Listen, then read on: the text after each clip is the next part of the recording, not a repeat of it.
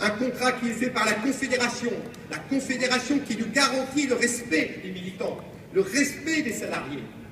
66% d'augmentation par une lettre recommandée reçue par les assurés du fameux contrat AG2R Force ouvrière le 17 décembre pour une dénonciation le 1er janvier.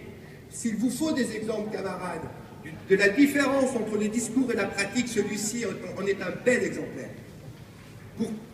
Pour continuer l'explication que j'aurais à faire du vote,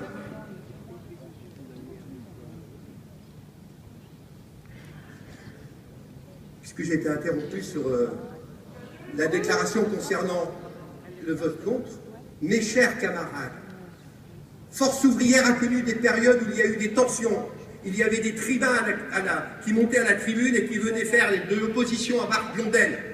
On a vécu cette période-là, mes camarades.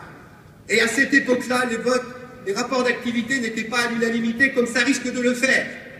Un plébiscite. À l'époque, on avait des pourcentages qui étaient relativement beaucoup plus bas, du 65-70%. Jamais Force ouvrière s'est autant développée qu'à cette période-là.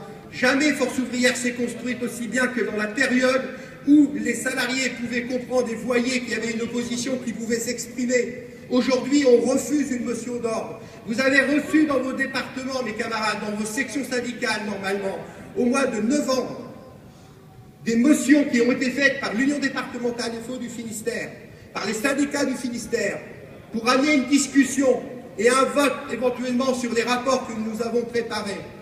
Ces rapports ont été distribués, semble-t-il, à la quasi-totalité des syndicats, mais j'en suis pas sûr parce que beaucoup nous ont fait remonter qu'ils ne les avaient pas reçus. On a